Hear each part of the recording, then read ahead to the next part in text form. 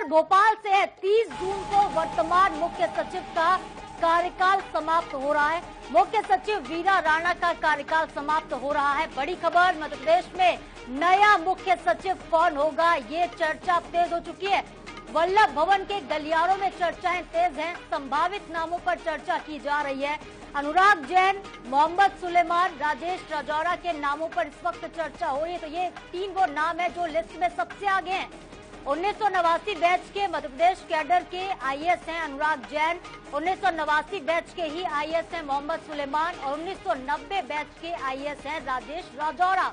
तो इस वक्त की बड़ी खबर है, 30 जून को वर्तमान मुख्य सचिव का कार्यकाल समाप्त हो रहा है। कई सवाल यहाँ पर खड़े होते हैं कि क्या मुख्य सचिव को एक्सटेंशन फिर से मिलेगा या फिर नया मुख्य सचिव चुना जाएगा। इस वक्त 3 नाम जो है वो चर्चा में है, जिनके बारे में हम आपको बता रहे हैं। नया मुख्य सचिव मध्य प्रदेश का कौन होगा, यही सवाल इस वक्त वल्लभ भवन के गलियारों में गूंज रहा है।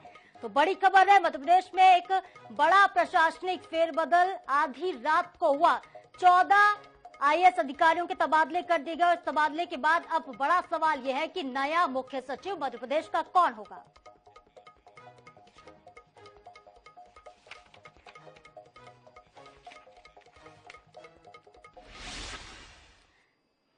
और चलिए इस खबर पर ज्यादा अपडेट लेते हैं, विश्लेषण करेंगे हमारे प्रधान संपादक आईएनएस और हरिभूमि के प्रधान संपादक हिमांशु द्विवेदी सर हमारे साथ जुड़ चुके हैं। सर बहुत बहुत स्वागत है आपका। सर एक जो सवाल इस वक्त गूंज रहा है वल्लभ भवन के गलियारों में वो यही है कि मध्य प्रदेश का नया मुख्य सचिव कौन होगा। आधी रात को सर जिस तरह से ये परिवर्तन हुआ, एक बड़ा फेरबदल हुआ, इसे आप कैसे देखते हैं? देखिए, निश्चित रूप से जब वर्तमान मुख्य सचिव वीरा राणा के कार्यकाल को समाप्त होने में 3 दिन का समय शेष बचा है, तो ये सवाल प्रशासनिक गलियारों में या राजनीतिक गलियारों में उठना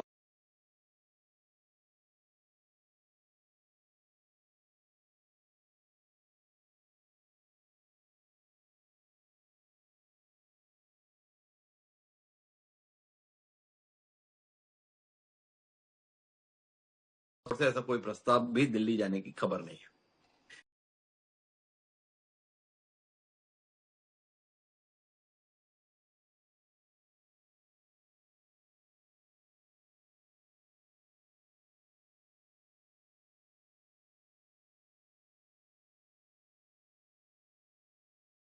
कार्य क्षेत्र का विषय है कि वह किसको अपना मुख्य सचिव नियुक्त करते हैं। इसके अंतर्गत वरिष्ठता कोई मायने नहीं रखती है, केवल उसे मुख्य सचिव स्तर का अधिकारी होना चाहिए। इसके बाद में मुख्यमंत्री की पसंद ही मुख्य सचिव के तौर पर, व्यक्ति के चेहरे के तौर पर हमारे सामने आती है। जैसे वीरा राणा को जिस समय पर मुख्य सचिव बनाया गया, उस समय पर भी और कई वरिष्ठ अधिकारियों की मौजूदगी थी जो मुख्य सचिव बन सकते थे, पर उन वरिष्ठता को दरकिनार किया गया। वर्तमान में अगर बात कर रहे हैं तो 3 नाम बड़ी गंभीरता से प्रशासनिक हलकों में इस आकलन के साथ देखे जाते हैं कि ये नए मुख्य सचिव हो सकते हैं, जिसमें सबसे महत्वपूर्ण और गंभीर नाम जो है वो अनुराग जैन का है। यूं अनुराग जैन से वरिष्ठता के साथ मौजूद है संजय बंदोपाध्याय। संजय बंदोपाध्याय वरिष्ठता में तो वीरा राणा से भी ऊपर है, पर उनके कार्यकाल को समाप्त होने में अब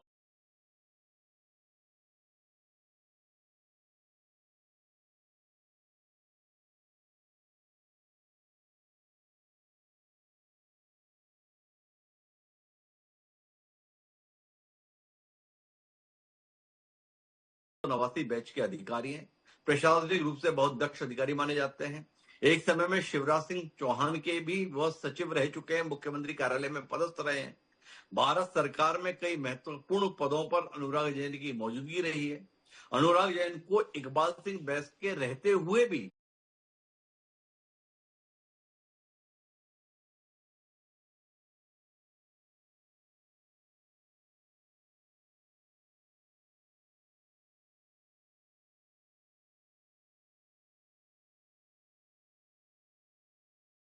जो काम देख रहे थे, उस काम के मद्देनजर पीएमओ का मानना था कि उनको अभी दिल्ली में ही हमें बनाए रखना है। नतीजा ये रहा कि उसके बदले में इकबाल सिंह बैस को सेवा का विस्तार दिया गया, क्योंकि शिवराज सिंह की पसंद के अनुसार अधिकारी को छोड़ने की स्थिति नहीं बनी थी। अब इसके बाद के संदर्भ में अगर अपन जाते हैं तो दूसरा नाम मोहम्मद सुलेमान के रूप में। मोहम्मद सुलेमान भी एक प्रशासनिक रूप से दक्ष अधिकारी माने जाते हैं, परिणाम देने वाले अधिकारी के तौर पर देखे जाते हैं। अनुराग जैन और मोहम्मद सुलेमान में अंतर यह है कि अनुराग जैन अभी दिल्ली में है, वहीं मोहम्मद सुलेमान भोपाल में मौजूद है। तो मोहम्मद सुलेमान के संदर्भ में लेकिन क्या भाजपा की सरकार में एक मुसलमान को मुख्य सचिव के तौर पर जिम्मेदारी दी जा सकती है? सवाल सुनने में कड़वा लग सकता है, लेकिन भारतीय जनता पार्टी के संदर्भ में ये सवाल समय समय पर उठते रहते हैं और मोहम्मद सुलेमान के संदर्भ में भी ये सवाल उठता रहता है। अगर मोहम्मद सुलेमान मुख्य सचिव के तौर पर दिखते हैं तो ये अपने आप में उन तमाम सवालों का उत्तर होगा जिसमें मुसलमानों के संदर्भ में भारतीय जनता पार्टी के नजरिए को तमाम लोग संदेह के दायरे में देखते हैं। पर मोहम्मद सुलेमान के साथ में जहां परिणाम देने को लेकर अनुकूलता है, वहीं ताजा मामला जो नरसिंह घोटाले का चल रहा है, इसके संदर्भ में कहीं ना कहीं सुलेमान जी को परेशानी भी जा सकती है, इस रूप में इसे देखा जा रहा है। इसके बाद में वरिष्ठता क्रम में जितने भी नाम हैं, तो जिस प्रशासनिक बदलाव की आप बात कर रही थी साधना जी, उस प्रशासनिक बदलाव में वो तमाम नामों को मंत्रालय से बाहर कर दिया गया है और उनका बाहर किया जाना एक नाम को बड़ी गंभीरता से मुख्य सचिव के तौर पर प्रस्तुत कर देता है, और वो नाम है राजेश राजौरा का। राजेश राजौरा 1990 बैच के अधिकारी हैं। अभी कुछ दिन पहले ही मुख्यमंत्री ने उनको अपना अतिरिक्त मुख्य सचिव का दायित्व सौंपा है। राजेश राजौरा का अतिरिक्त मुख्य सचिव के तौर पर मुख्यमंत्री कार्यालय में आने को लेकर भी इस रूप में लोग अनुमान लगा रहे हैं कि वो नए मुख्य सचिव हो सकते हैं। तो ये 3 नाम हैं। सबसे गंभीर नाम अनुराग जैन का, उसके बाद मोहम्मद सुलेमान का और आखिरी नाम राजेश राजौरा का। कोई अचंबा नहीं होगा अगर इन 3 में से ही कोई नया मुख्य सचिव हमें दिखाई दे। प्रशासनिक जमावट ऐसी दिखाई दे रही है, हालात ऐसे दिखाई दे रहे हैं, परिस्थितियां ऐसी दिखाई दे रही हैं जिसमें इन 3 नामों में से ही कोई एक नाम 1 जुलाई को मध्य प्रदेश के मुख्य सचिव के तौर पर हमें दिखाई देगा। राजेश राजौरा, मोहम्मद सुलेमान, अनुराग जैन, इस क्रम में हम इसको देखते हैं। ठीक है सर, अगर बात करते हैं हम मुख्य सचिवालय की, तो हाल ही में वहां पर भी कुछ परिवर्तन देखने को मिले थे, तो उस परिवर्तन को आप किस तरह से देखते हैं? क्या वो आहट थी नए मुख्य सचिव को बनाने के लिए, एक नया कदम था, एक नई कवायद थी, क्योंकि मुख्य सचिवालय वहां पे परिवर्तन किया गया था? ये आप किस तरह से मुख्यमंत्री सचिवालय में ये परिवर्तन था साधना जी, और मुख्यमंत्री सचिवालय में जो परिवर्तन था वो परिवर्तन ये था कि 2 वरिष्ठ अधिकारियों को मुख्यमंत्री सचिवालय में पदस्थ किया गया। राघवेंद्र सिंह प्रमुख सचिव स्तर के अधिकारी हैं, वह प्रमुख सचिव मुख्यमंत्री के रूप में कार्यरत थे। उनके ऊपर 2 और अधिकारियों की पदस्थापना तकरीबन 2 हफ्ते पहले की गई, जिनमें एक नाम संजय शुक्ला का है जो 1994 बैच के अधिकारी, और दूसरा नाम राजेश राजौरा का जो अतिरिक्त मुख्य सचिव स्तर के अधिकारी हैं, 1990 बैच के हैं। राजेश राजौरा की पदस्थापना के संदर्भ में 2 स्थितियां हैं। जब उनको मुख्यमंत्री सचिवालय लाया गया तो एक हल्के में ये चर्चा आ गई थी कि राजेश राजौरा नए मुख्य सचिव होंगे, पर इस संभावना पर संदेह इसलिए उत्पन्न होता है कि 4 दिन पहले ही मुख्यमंत्री सचिवालय में कार्य विभाजन हुआ है और उस कार्य विभाजन के तहत राजेश राजौरा के हिस्से में कई महत्वपूर्ण जिम्मेदारियां सौंपी गई हैं। अब जिस शख्स को 4 दिन पहले ही मुख्यमंत्री सचिवालय में तमाम महत्वपूर्ण जिम्मेदारियां सौंपी गई हैं, तो ये सवाल उठना अपने आप में स्वाभाविक हो जाता है कि क्या इसी व्यक्ति को अब वही मुख्य सचिव भी बनाया जा रहा है? अगर राजेश राजौरा को नया मुख्य सचिव बनाया जाना है तो एक हफ्ते भर के लिए उनके हिस्से में ये सारी जिम्मेदारियां क्यों आती? तो इसी कारण से मैंने कहा कि सबसे गंभीर नाम जो है नए मुख्य सचिव के तौर पर वो हमें अनुराग जैन के रूप में देखना चाहिए। अनुराग जैन अगर प्रदेश के नए मुख्य सचिव के तौर पर दिल्ली से लौटकर आते हैं तो इसमें कोई अचंभे की स्थिति नहीं है। अनुराग जैन के पास में बहुत लंबा समय तो नहीं है, तकरीबन 1.25 साल का समय उनके पास में रहेगा, 1 साल 2 महीने का समय, क्योंकि अगस्त में उनको रिटायर हो जाना है। तो उस लिहाज से अनुराग जैन के पास में तकरीबन 1.5 साल का समय है। देखिए, मुख्यमंत्री के विवेकाधिकार में है कि वो 1 साल की अवधि के तहत भी नया मुख्य सचिव नियुक्त कर सकते हैं। वीरा राणा जब नियुक्त हुई थी तब तो उनके पास में 4 महीने का ही समय था, पर फिर भी उन्होंने 8 महीने का समय पूरा कर लिया। तो कुल मिलाकर सबसे महत्वपूर्ण नाम नए मुख्य सचिव के तौर पर हम अनुराग जैन को देखते हैं। और अगर मुख्यमंत्री सचिवालय में लाकर मुख्यमंत्री सचिवालय के साथ तारतम्य बिठाने की दृष्टि से राजेश राजौरा को लाया गया तो एक नाम राजेश राजौरा का भी नए मुख्य सचिव के तौर पर हम देख सकते हैं। पर बाकी जो बीच के नाम है, संजय बंदोपाध्याय से लेकर राजेश राजौरा तक आते आते कुल 7 अधिकारी ऐसे होते हैं जो मुख्य सचिव की दौड़ में हैं। अगर राजेश राजौरा मुख्य सचिव बनाए जाते हैं तो वो 7 अधिकारियों को एक साथ सुपरसीड करेंगे। 7 अधिकारियों की वरिष्ठता को नजरअंदाज करते हुए राजेश राजौरा को मुख्य सचिव का दायित्व सौंपा जाएगा। और ये अपने आप में कोई बहुत ऐतिहासिक काम है ऐसा नहीं होगा, क्योंकि इससे पहले 16 अधिकारियों को सुपरसीड करते हुए 2006 में राकेश साहनी को शिवराज सिंह चौहान ने मुख्य सचिव बनाया था। जिस समय पर राकेश साहनी मुख्य सचिव बनाए गए थे 1972 बैच के वो अधिकारी थे।